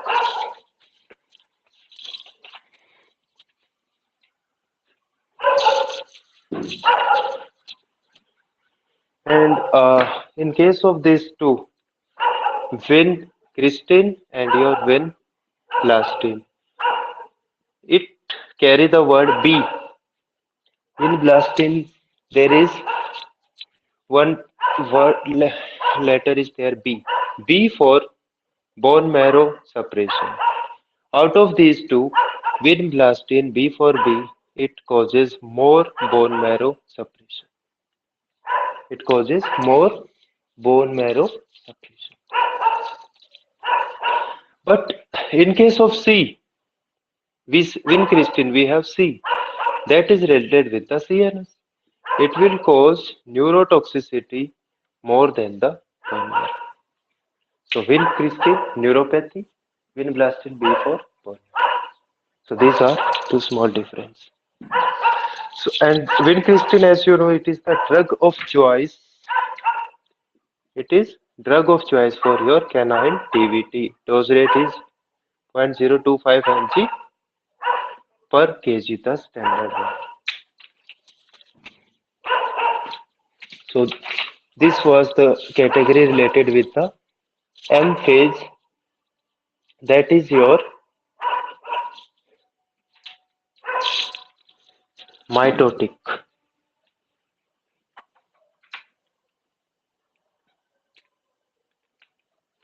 Then next is anti-cancer antibiotic. A small topic or a small group. This is the DNA, and in case of DNA we find minor groove and some major grooves. The example is actinomycin D. Actinomycin D. Actinomycin D bind with the minor groove. So this is the DNA. Okay. If this is the groove, the next groove will be this. So similarly, we have some minor groove and major groove. So at minor groove, your actinomycin D will be bind, and it's stop the process of transcription, block the transcription. So this is the mechanism related with your actinomycin D, where the drug intercalate, it fix in the minor groove and block the transcription.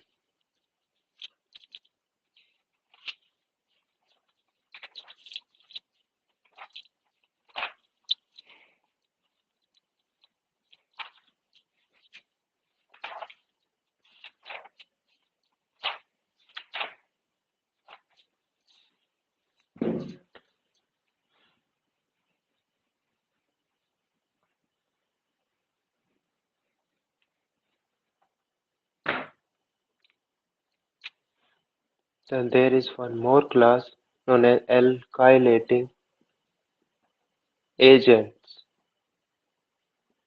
Alkylating agents.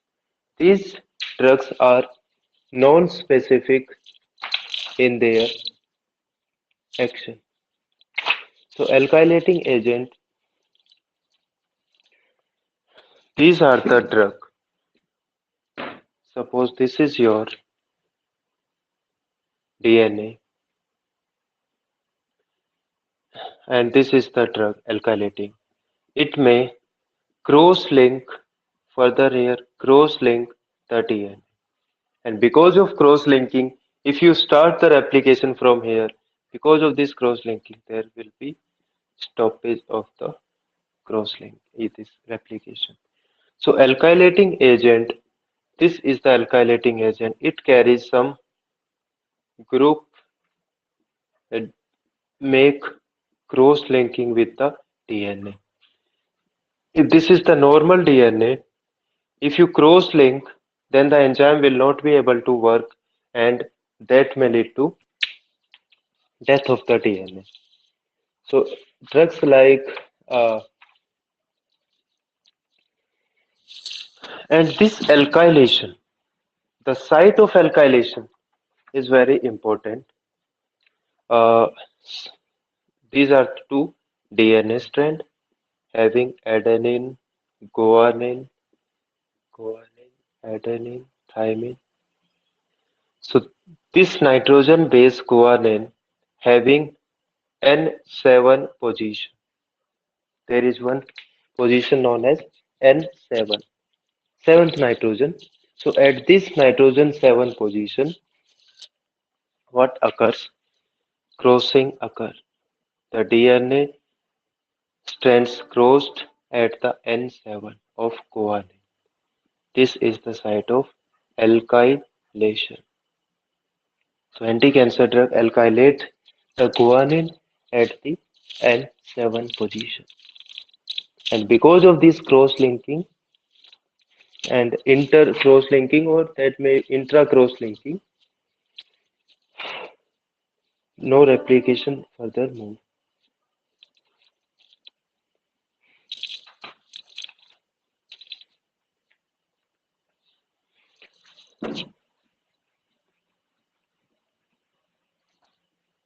There is one more drug in this alkylating group, cyclophosphamide. Cyclophosphamide. It is a prodrug. And second more important thing related with this affinity with your bladder, urinary bladder. There is some damage in this bladder and what comes out? Blood. So the cyclophosphamide causes hemorrhagic cystitis. And this hemorrhagic cystitis is because of one metabolite, that is your acrolein. That is your acrolein. And this acrolein metabolite is associated with your hemorrhagic cystitis or the fibrosis of the bladder.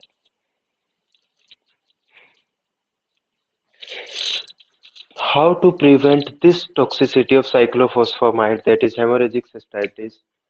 We give one molecule known as MESNA. MESNA. This MESNA will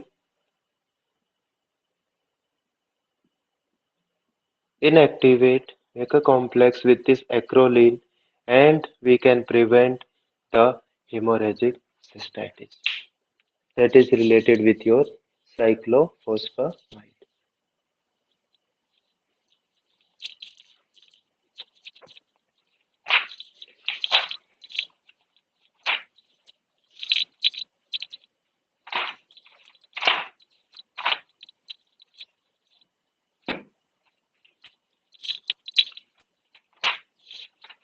Then M-phase taxane, completed actinomycin. Then okay, one more drug, that is your bleomycin. The MCQ for bleomycin is your pulmonary fibrosis. Pulmonary fibrosis. So this is the drug which is related with uh, pulmonary fibrosis. And this pulmonary fibrosis is because of free radical injury to the parenchyma. So there is pulmonary toxicity because of free radical injury, and that may lead to pulmonary fibrosis. But the more important thing with bleomycin is B for bone marrow suppression is the least. Bleomycin. If we write BLEO mycin, B for bone marrow suppression, L for least. So there is least bone marrow suppression.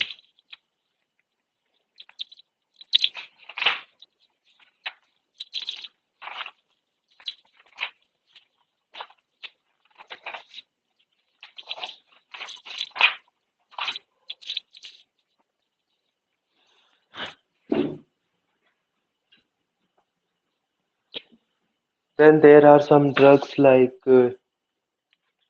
in case of animals, because of the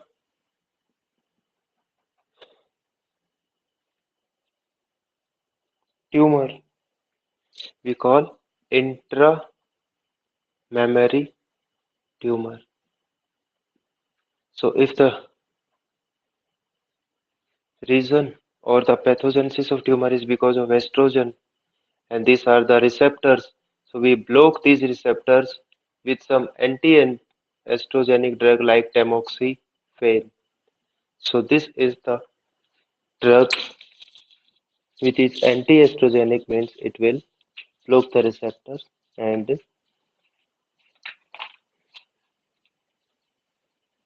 reduces the growth of your canine mammary gland carcinoma. Then we have some monoclonal antibodies. There are some monoclonal antibodies present for the cancer treatment. Monoclonal means only one type of antibody. They are synthesized by hybridoma technology. Then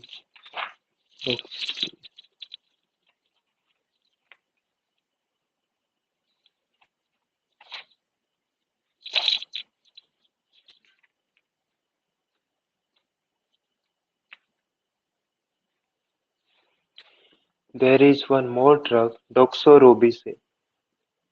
Doxorubicin. And this doxorubicin causes maximum cardiotoxicity.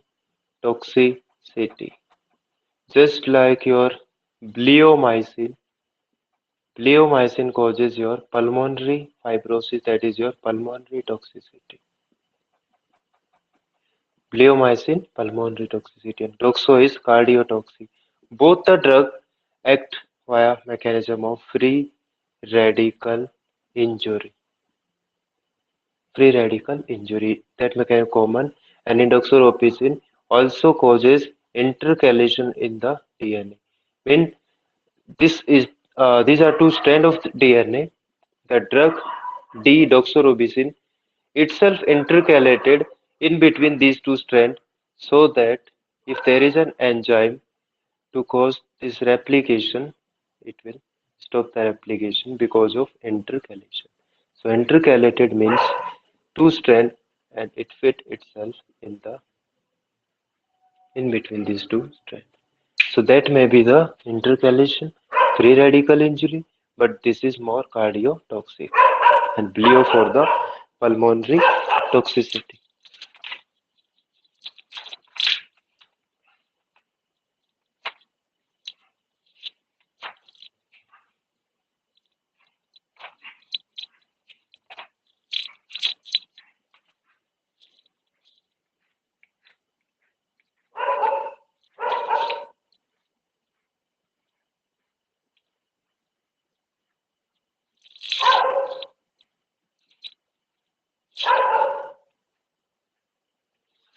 Then there is one more drug that is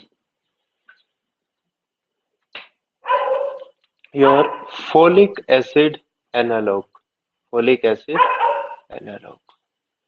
The mechanism of synthesis, this is the cell membrane. Methotrexate. This methotrexate enter inside the cell and suppose there is uh, T folic acid, THF, active folic acid, and there is one enzyme DHFR that helps in synthetic folic acid. So this drug inhibit the enzyme which synthesizes folic acid. So this is the folic acid analog. It simply inhibits the DHFR.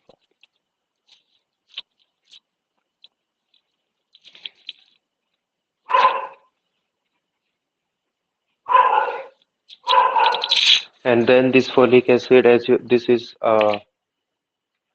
similar to bacteria. This is for the synthesis of DNA. So folic acid oxidized form, reduced form. Then it is synthesized DHFR, methotrexate enter, inhibit it, and then no folic acid, then no DNA synthesis, death of the cell. So these are analogs.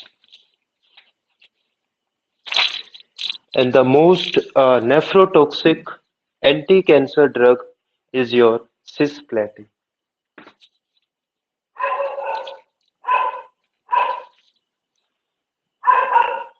There is one drug, cisplatin.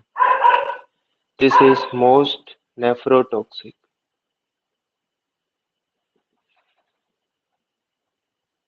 So if you want to make one animal model to damage the kidney, so cisplatin is the best option.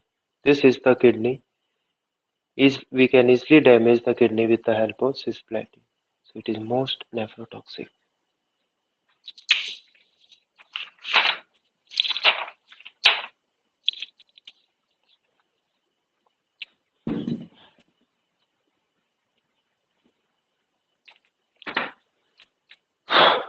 So the summary of your anti-cancer drug is some are acting at the phase specific and some are non-specific, acting at all the phases like your alkylating agent.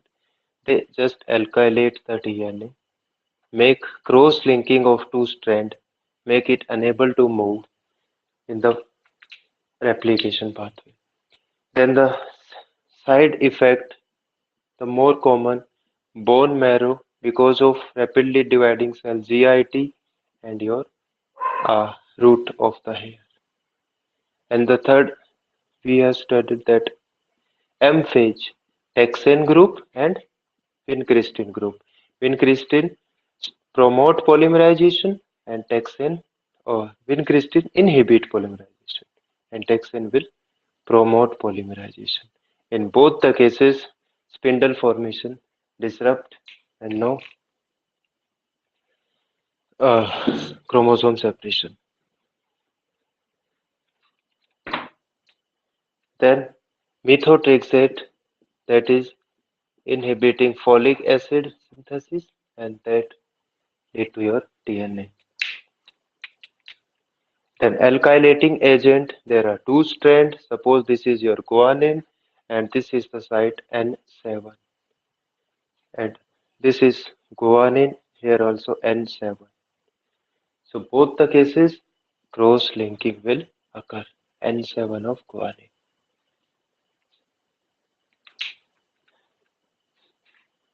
Then anti-cancer antibiotic, that was your actinomycin D. Bind with the minor groove and it inhibits the process of transcription. Antibiotic.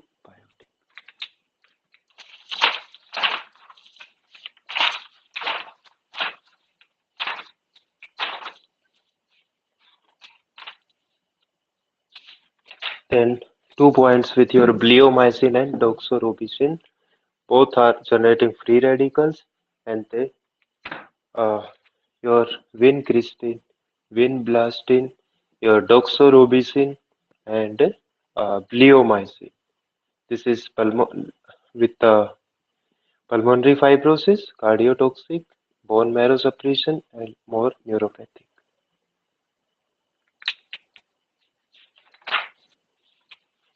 And anti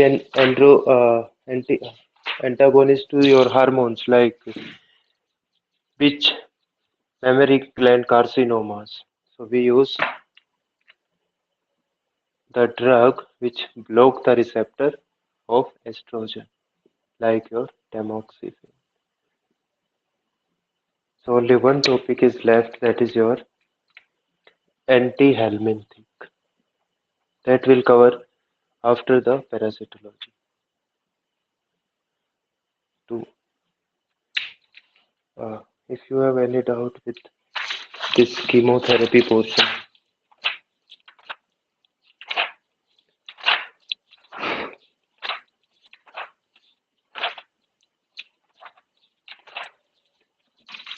so in case of chemotherapy, the whole chemotherapy, first priority to read is your classification. Second priority, mechanism of action, and third, side effect, and then some special features. This is how to rate the chemotherapy. Special features means like bleomycin causes pulmonary fibrosis, doxo is cardiotoxic. Then uh, cyclophosphamide like hemorrhagic cystitis. We give mesna to reduce them. And specific in aminoglycoside. All aminoglycoside may be inactivated by your enzymes except amikacin. And in case of side effects, like your tetracycline, if you use them after expiry date, Fanconi syndrome, like chloramphenicol, gray baby syndrome, then hypersensitivity with the then mechanism of action and classification.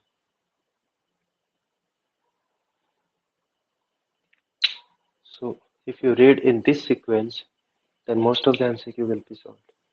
So their first priority they will ask you classification, which is a narrow spectrum, which is broad spectrum, which is alkylating, non-alkylating. Then the main is your mechanism of action. Then there are many side effects. Some causes nephrotoxic, like aminoglycoside. N for N, most nephrotoxic, neomycin. S for S, most vestibulotoxic, S for streptomycin. So the like this you can remember all drugs. Then uh, this bone marrow depression in case of your uh, chloramphenicol. Suppose Sir, this is the molecule having yes, sir, once again, explain the more mechanism of action of folic acid analog in mechanism of antineoplastic drug. okay.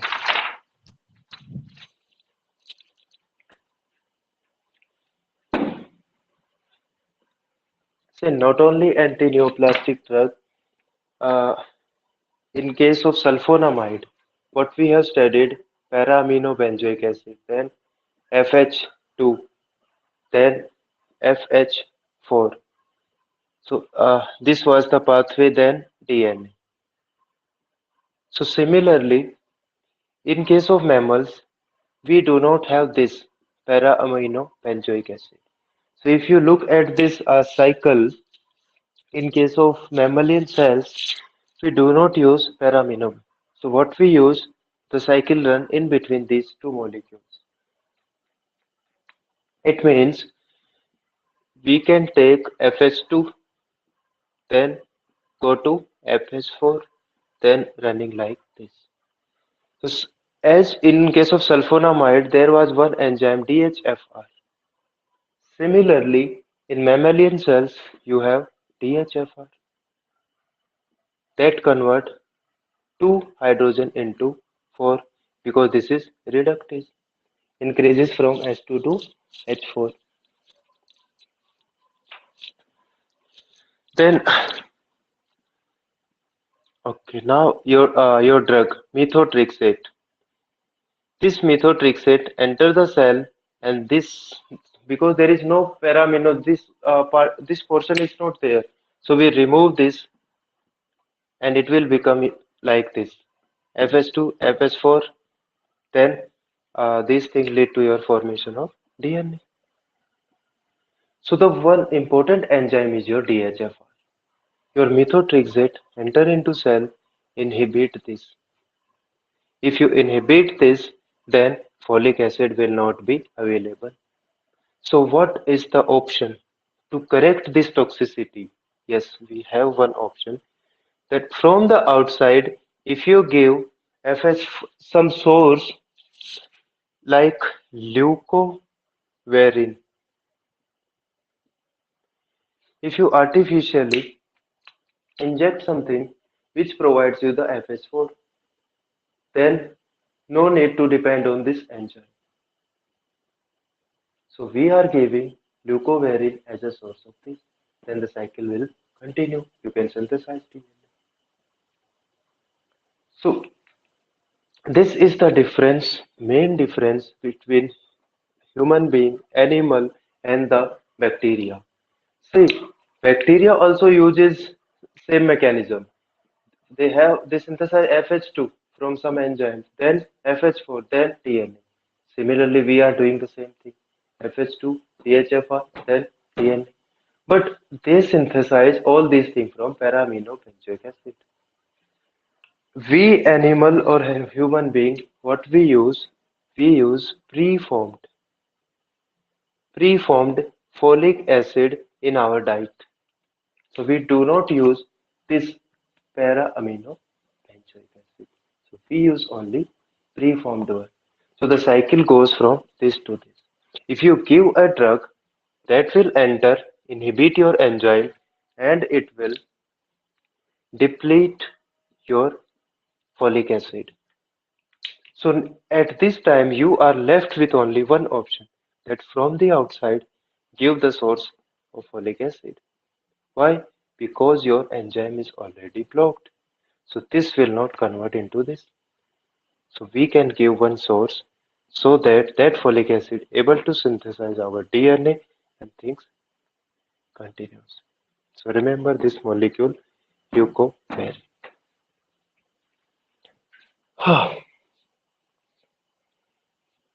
Anything else?